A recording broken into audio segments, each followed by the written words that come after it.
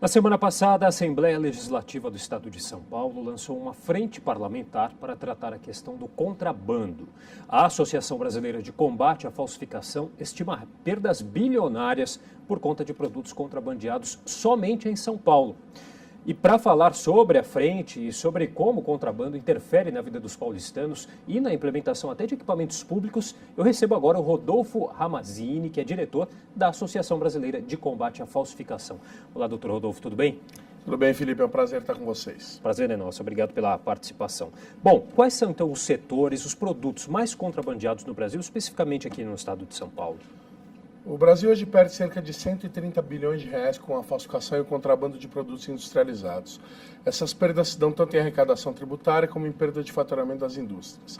Os dois setores mais prejudicados são o setor de cigarros, com perdas estimadas em 5 bilhões, e o setor de autopeças, com perdas estimadas em 3 bilhões anuais. Quer dizer, às vezes a gente tem a impressão de outros produtos, como as mídias, CDs, DVDs, mas não, o cigarro lidera esse ranking, então. Exatamente. Os CDs e as mídias são só a ponta do iceberg, porque chegam ao consumidor através de shoppings populares e pontos de venda mais informais. Agora, o grosso dos produtos falsificados e contrabandeados chega ao consumidor final através de varejos legalmente estabelecidos, ou seja, pontos de venda formais como lojas, distribuidoras, mercados e supermercados. Por isso, a fiscalização deve ser aumentada para que nós possamos coibir a chegada desse produto no consumidor final. Uhum. Agora o senhor falou que são 130 bi ano, isso Brasil. Sim, Brasil. a nível Brasil. Agora, São Paulo é o estado recorde aí de contrabando, né? Exatamente, por se tratar do maior mercado consumidor do país para qualquer tipo de coisa e produto, São Paulo também é o estado mais lesado. Só com o problema do cigarro contrabandeado, o estado de São Paulo perde aproximadamente 3 bilhões de reais por ano. Se nós contarmos com todos os produtos falsificados e contrabandeados, as perdas são de mais de 10 bilhões por ano. E isso ocorre por quê? Porque São Paulo, além de ser o maior mercado consumidor do país, ainda é um importante entroncamento rodoviário para que os produtos que entram via contrabando do Paraguai cheguem em outras regiões do país, como as regiões Centro-Oeste, Norte e Nordeste. O Paraguai ainda é o país aí líder também nesse fluxo, dessa transação no contrabando. No que diz respeito aos cigarros, Cigarro. o Brasil tem hoje 8 fábricas que para abastecer um mercado de 200 milhões de habitantes. O Paraguai, com 3 milhões de habitantes, tem 36 fábricas de cigarro. Obviamente, só no intuito de abastecer o mercado brasileiro e sul-americano com produto de péssima qualidade. No que diz respeito aos outros produtos, eles chegam através da fronteira do Paraguai, depois de vir da China até o porto de Iquique, que é a Amazônia Franca, no norte do Chile, descem até o Paraguai via hidrovia, para depois serem colocados no mercado brasileiro. Porém, muitas coisas chegam também pelos nossos portos, que estão desguarnecidos de fiscalização. O Brasil hoje é um país que tem 16 mil quilômetros de fronteira, com somente 24 postos de fiscalização. É muito difícil controlar a entrada de drogas, armas e produtos contrabandeados com uma fiscalização tão baixa como é. A mesma coisa ocorre nos nossos portos, onde nós não temos nem 3 mil agentes de Belém a Rio Grande para fiscalizar o que chega todos os dias. Isso sempre vai causar um mal para a saúde e para a segurança do consumidor. Uhum. O cigarro entra também, principalmente nessa questão da saúde, né? Lesa muito o consumidor nessa questão, além dos prejuízos financeiros que todo mercado tem, também lesa muito o consumidor nessa questão da saúde, né? Exatamente. O estado de São Paulo perde bilhões em arrecadação de ICMS com esse problema, e a cidade de São Paulo também perde muito. Agora, o principal prejuízo é para a saúde do consumidor, porque o cigarro paraguaio, além dele ter nenhum tipo de controle fitossanitário, quando nós mandamos analisar essas amostras, aparece resíduo de chumbo, zinco, pedaço de inseto, coliformes fecais, ou seja, é um produto péssimo. Além disso, ele tem até 6 vezes a quantidade de alcatrão e nicotina máxima permitida pela Anvisa. Então, a população das classes C, D e E, que acaba fumando esse produto por ele ser muito mais barato, na realidade não tem noção do mal que está fazendo para a sua saúde por ser um produto de péssima qualidade, que sempre lesa a saúde desses consumidores. Quer dizer, aí nós temos dois problemas, que é a falta de orientação, de informação da população sobre essas questões, mas também tem aquele problema, acho que um dos principais que a gente sabe, que é a questão do preço, né?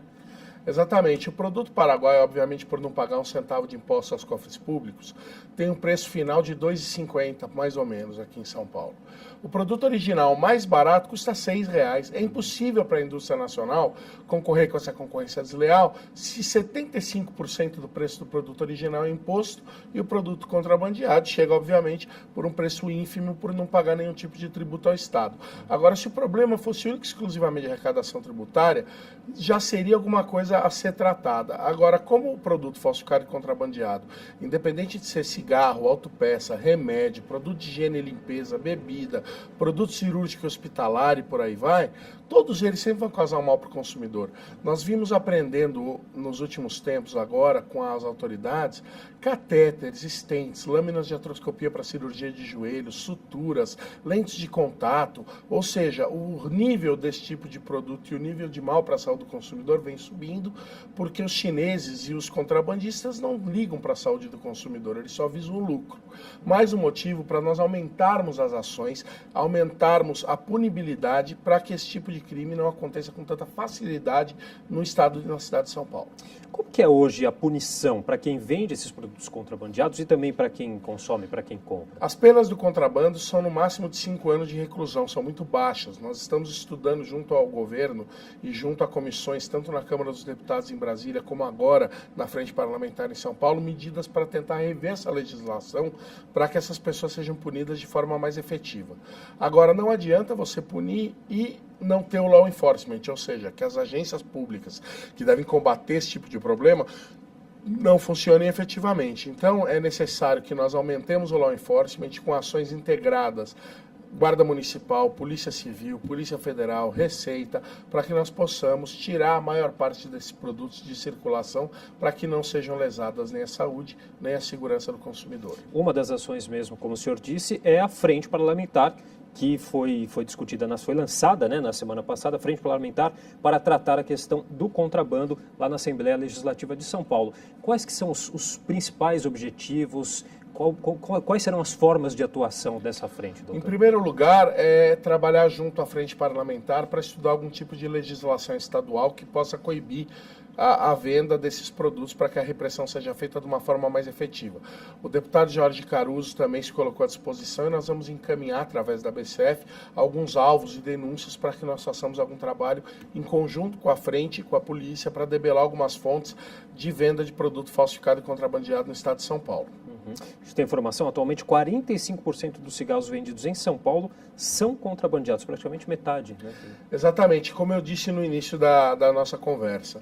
Ao contrário do que todo mundo pensa, o grosso dos produtos falsificados e contrabandeados não chega ao consumidor final através de bancas de camelô e terminais. Muito pelo contrário, chega através de varejos legalmente estabelecidos.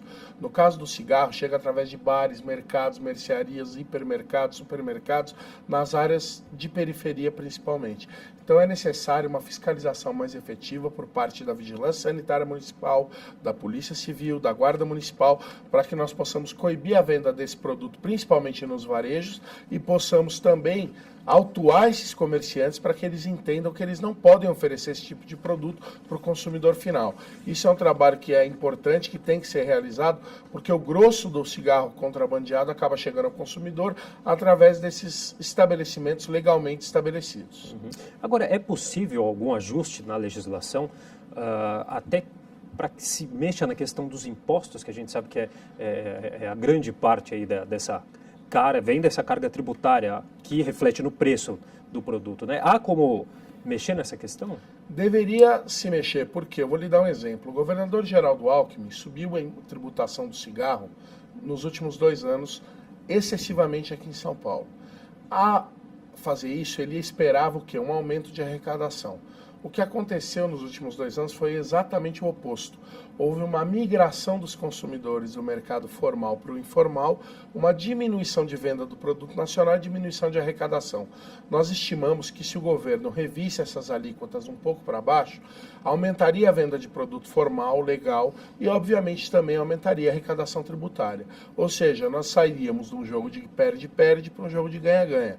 O governo precisa entender que tem que ter vontade política e tomar atitudes para que nós possamos incrementar a arrecadação, proteger a indústria nacional e proteger principalmente o consumidor de adquirir esse tipo de produto. Qualquer iniciativa nesse sentido, seja de legislação, de aumento de law enforcement ou de qualquer estudo que viabilize uma doação de equipamentos, uma dotação orçamentária maior para os órgãos de segurança, é válida e a BCF está encampando isso em conjunto com essa frente parlamentar. E aqui no município de São Paulo já estamos em entendimentos com alguns vereadores também, para que esse tema seja mais tratado aqui dentro da Câmara de São Paulo. O caso específico do cigarro é até um pouco complicado, porque como entra essa questão de saúde, às vezes você baratear o preço do produto vai estimular a compra de um produto que faz mal para a saúde, então também tem essa diferença com relação aos outros produtos contrabandeados que não entra nesses malefícios da saúde, né? Você tem razão, mas uma coisa é você ter imposto alto em cima de um produto que, em tese, faz mal para a saúde. Nós concordamos com isso, tem que ser mais tributado que outros setores. Mas a tributação não pode estar num nível que inviabilize o negócio. A tributação ela pode estar num nível que, obviamente, o governo arrecade mais, que se tem uma verba destinada para a saúde, mas não no nível que inviabilize a produção e a comercialização. Hoje, a nível de 75%, 78% de imposto, praticamente inviabiliza a comercialização desse produto aqui no Brasil. E com o problema que nós temos do Paraguai, se nós não ajudarmos a indústria nacional, daqui a pouco só vai haver cigarro paraguaio na cidade de São Paulo. Nos últimos 2 anos, o incremento foi de 15% no volume de varejos que oferecem esse produto ao consumidor final. Quase metade do que é vendido hoje em São Paulo vem do Paraguai, notadamente de uma fábrica chamada Tabesa, que é nada mais nada menos do que do presidente do Paraguai, que é a pessoa responsável pelo abastecimento da maioria dos cigarros ilegais à venda no município de São Paulo. E aí, só para a gente terminar, fora do cigarro, quais outros produtos entram aí nesse ranking aí de produtos mais As autopeças, os combustíveis, os produtos de higiene e limpeza, o segmento de grife, que nós chamamos, que são óculos, relógios, bolsas. Nós passamos aí também pelo setor de ferramentas, de materiais elétricos, ou seja, a gama de produtos hoje é muito grande. O consumidor final, ele para evitar adquirir esse tipo de produto, ele deve, em primeiro, desconfiar se o preço estiver baixo. Em segundo, comprar o produto sempre em locais da sua extrema confiança. Em terceiro lugar, ao verificar qualquer mudança em embalagem, textura ou qualquer coisa, entrar em contato com o SAC da indústria para que nós possamos tomar as medidas cabíveis. Tomando esses cuidados, o consumidor evita muito em comprar esse produto falsificado e lesar a saúde e a segurança da sua família. Ok, bom, gostaria de agradecer demais sua participação, doutor, aqui no Jornal da Câmara. Foi um prazer.